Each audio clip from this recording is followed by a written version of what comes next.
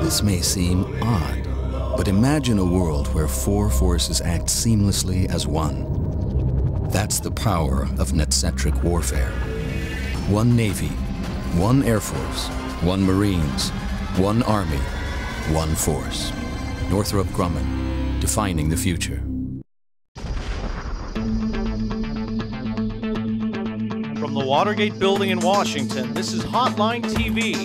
Now here are Hotline editors Chuck Todd and John Mercurio. Hello everybody, I'm still Chuck Todd and welcome to Hotline TV. And I'm John Mercurio, and it is done. The primaries are over, Chuck. I don't know if you knew that. This year we saw moderates lose or just barely survive by the skin of their teeth. We saw base voters get the candidate of their choice in just about every race, and we saw voter participation at an all-time low. So Chuck, give me your lessons learned for the primary season. First of all, teeth skin. What? That phrase really bugs me. Teeth of their skin? Skin of their Skin teeth. of their teeth? You ever had skin on your teeth? Mm-hmm. There's no skin on teeth. I've had skin on my teeth, but I don't want to talk about that. I don't want to know why you had skin, but it's not like a natural thing to have skin on your teeth. I thought it was pretty natural, but it's a whole nother topic. All right, here's what I learned from the primary season, besides the fact that you apparently have a lot of skin on your teeth. Number one, turnout El succoed, okay? Nobody showed up to the polls. Where is this angry base vote? The base, why did these base candidates do so well in polling? Because only the base showed up to these primaries. Sure. Nobody seemed to be that engaged in this primary season. They didn't seem to turn out. We saw low turnouts, dramatically low turnouts in California, even though more money was spent there on a governor's race than is normal for a primary. Sure. Dramatic Low turnouts in Illinois, low turnouts everywhere. Even the Connecticut turnout, which was billed as high, when they went back and recalculated, they realized, oh, wasn't that good. Right. I mean, Virginia saw one of the 3% turnout, a ridiculously low number. Nobody, what is, that to me says, well, I mean, this angry public is not, it's not there. Well, it's unrealistic to assume that because it was low turnout in primaries means that it's going to be low turnout in general elections. This is one of the lowest primary turnouts. There's going to be GOTV, decades. There's going to be voter mobilization going into November. A lot of people say, you know, I wasn't mad at my party, so I'm not going to show up and vote for the nomination process. I'm going to show up in November because I'm mad at the Republicans, or I'm mad at my member of Congress, whether or not it's the same one. So I agree with you. It was incredibly low, and I think that does say a lot about the electorate right now, but I don't think it necessarily means that we'll see record low turnout in November. But if we do, another base election. Absolutely. Another thing I think is fascinating is actually how few competitive primaries there really were.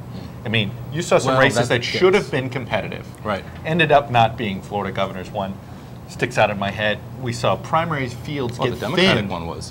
Fairly, but the Democratic fields got thinned all over the place. Remember Minnesota Senate? How did that not become a free-for-all? Let's go to Ohio Senate. We've got Ohio governor. Paul Hackett, remember him? Paul Hackett. But it's stunning that none of these races all over really really got that competitive. I mean, that goes to my other point. There was a few close primaries, but overall not a lot. But that goes to my other maybe that explains the turnout. I don't know. We are ending a primary season right now with Democrats in as good a shape as I think we expected, with a few exceptions, maybe Rhode Island Senate, in as good a shape as I think we expected them to be at this point in the cycle. The reason for that, an excellent recruiting season for the Democrats in the Senate. They avoided a lot of primaries. They avoided a lot of primaries. Minnesota, you just talked about. So, I mean, maybe we just answered our own question. Why were there low turnouts? Because you didn't have these labor fights. You didn't have big Emily's List versus labor, versus the NRA and primaries John like that. Dingell versus Lynn Rivers. Absolutely. You didn't have a lot of those things. Pennsylvania saw no major battle in a primary season. The Republican primary fights were in some ways more interesting because Club for Growth was very aggressive. The one in Michigan 7, the one in Arizona 8, obviously Rhode Island. But those Senate were in was pockets, like you were saying. I mean, those were just in districts, not statewide. You didn't see any sort of battle royale on a statewide level that kept us up late at night, except for the Chafee Laffey. We'll see. I still think this means something. I still think we're going to see a lower turnout than expected at some point in this general election. We're going to be able to look back and say, well, we should have seen it coming. Not necessarily the best year for self-funders either. Chris Gabrielli, how many times are we going to say that until self-funders realize, you know what, this isn't the best investment. Right. There's ways. Stop spending your children's inheritance. Just give them the money. Josh Rails. Oh. All right, that does it for this episode of Hotline TV. Join us tomorrow to recap the Hawaii Senate primary and each day at HotlineTV.net. For now, I'm Chuck Todd. And I'm John Mercurio. We'll see you next time on Hotline TV.